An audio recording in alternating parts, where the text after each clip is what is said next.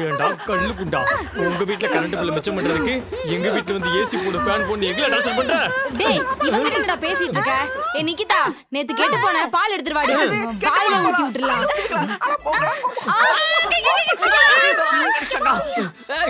அடே இனிமேல் எவனாவது வெயில் அடிக்குது மழை அடிக்குதுன்னு இந்த வீட்டுக்குள்ள வந்து பாருங்க, சவுக்கடி தான் விழும்.